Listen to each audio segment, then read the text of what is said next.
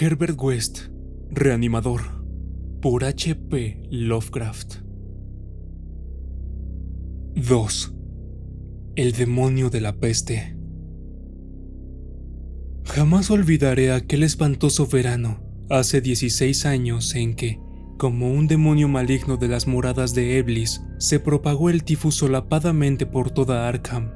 Muchos recuerdan ese año por dicho azote satánico, ya que un auténtico terror se cernió con membranosas alas sobre los ataúdes amontonados en el cementerio de la Iglesia de Cristo. Sin embargo, hay un horror mayor aún que data de esa época, un horror que solo yo conozco, ahora que Herbert West ya no está en este mundo. West y yo hacíamos trabajo de posgraduación en el curso de verano de la Facultad de Medicina de la Universidad de Miskatonic, y mi amigo había adquirido gran notoriedad debido a sus experimentos encaminados a la revivificación de muertos. Tras la matanza científica de innumerables bestezuelas, la monstruosa labor quedó suspendida aparentemente por orden de nuestro escéptico decano, el Dr. Alan Halsey. Pero West seguía realizando ciertas pruebas secretas en la sórdida pensión donde vivía, y en una terrible e inolvidable ocasión se había apoderado de un cuerpo humano de la fosa común, transportándola a una granja situada a otro lado de Meadow Hill. Yo estuve con él en aquella ocasión, y le vi inyectar en las venas exámenes el elixir que según él restablecería en cierto modo los procesos químicos y físicos. El experimento había terminado horriblemente, en un delirio de terror que poco a poco llegamos a atribuir a nuestros nervios sobreexcitados. West ya no fue capaz de librarse de la enloquecedora sensación de que le seguían y perseguían. El cadáver no estaba lo bastante fresco. Es evidente que para restablecer las condiciones mentales normales el cadáver debe ser verdaderamente fresco. Por otra parte, el incendio de la vieja casa nos había impedido enterrar el ejemplar. Habría sido preferible tener la seguridad de que estaba bajo tierra. Después de esa experiencia, West abandonó sus investigaciones durante algún tiempo, pero lentamente recobró su celo de científico nato y volvió a importunar a los profesores de la facultad pidiéndoles permiso para hacer uso de la sala de disección y ejemplares humanos frescos para el trabajo que él consideraba tremendamente importante. Pero sus súplicas fueron completamente inútiles, ya que la decisión del Dr. Halsey fue inflexible y todos los demás profesores apoyaron el veredicto de su superior. En la teoría fundamental de la reanimación no venían sino extravagancias inmaduras de un joven entusiasta cuyo cuerpo delgado, cabello amarillo, ojos azules y miopes, y suave voz no hacían sospechar el poder supranormal, casi diabólico, del cerebro que albergaba en su interior. Aún le veo como era entonces y me estremezco.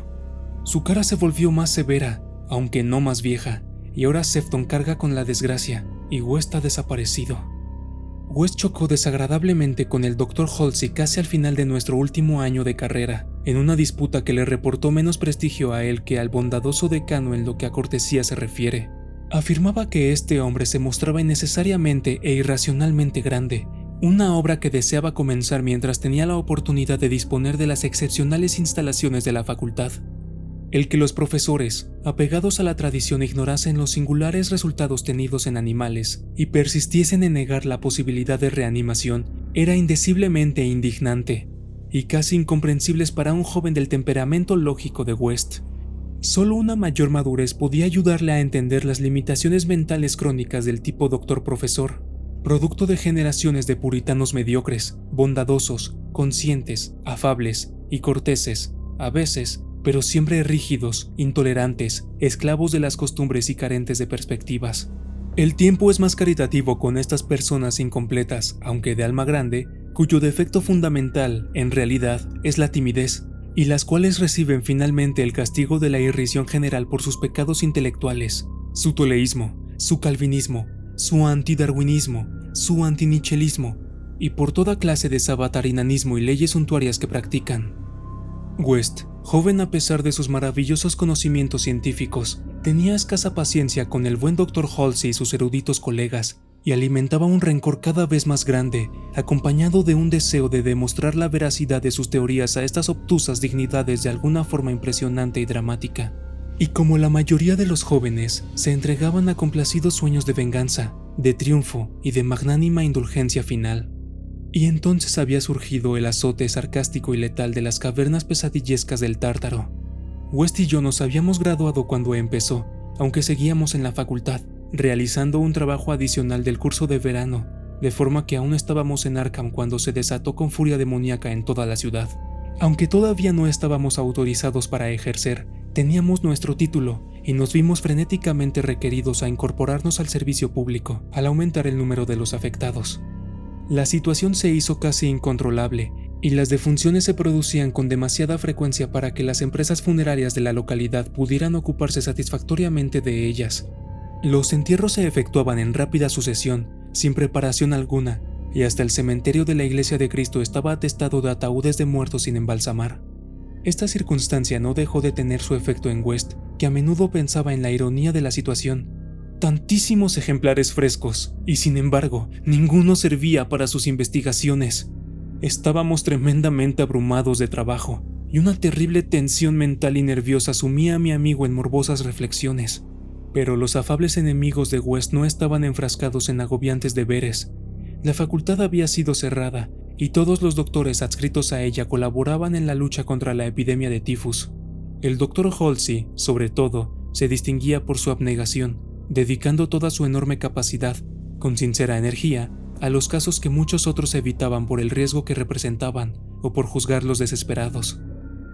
El valeroso decano se había convertido en héroe popular aunque él no parecía tener conciencia de su fama, y se esforzaba en evitar el desmoronamiento por cansancio físico y agotamiento nervioso.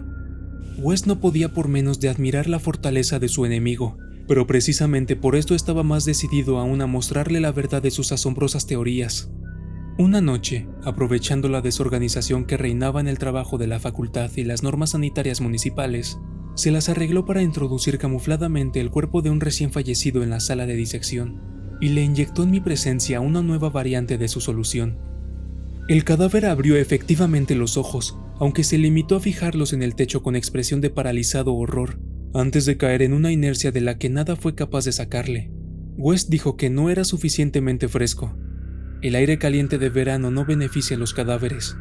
Esa vez estuvieron a punto de sorprendernos antes de incinerar los despojos, y West no consideró aconsejable repetir esta utilización indebida del laboratorio de la facultad. El apogeo de la epidemia tuvo lugar en agosto. West y yo estuvimos a punto de sucumbir en cuanto el Dr. Halsey falleció el día 14. Todos los estudiantes asistieron a su precipitado funeral el día 15 y compraron una impresionante corona, aunque casi la ahogaban los testimonios enviados por los ciudadanos acomodados de Arkham y las propias autoridades del municipio. Fue casi un acontecimiento público, dado que el decano había sido un verdadero benefactor para la ciudad.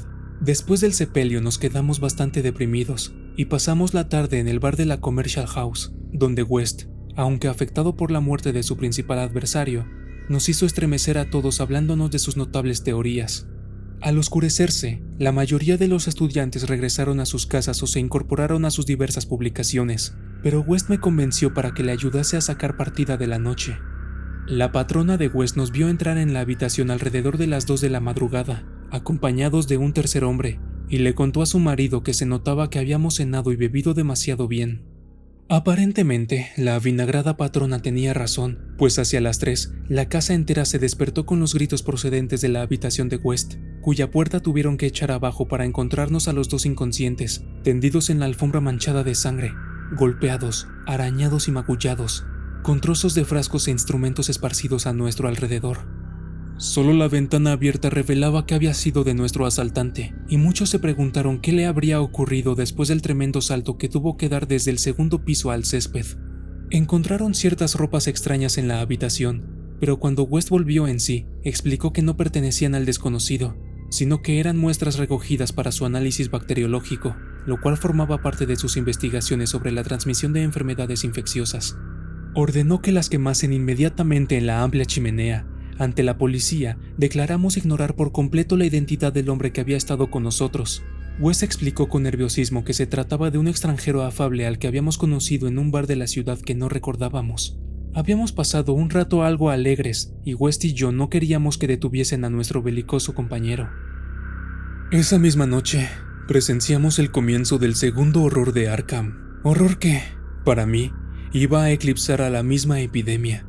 El cementerio de la Iglesia de Cristo fue escenario de un horrible asesinato. Un vigilante había muerto a arañazos, no solo de manera indescriptiblemente espantosa, sino que había dudas de que el agresor fuese un ser humano. La víctima había sido vista con vida bastante después de la medianoche, descubriéndose el incalificable hecho al amanecer.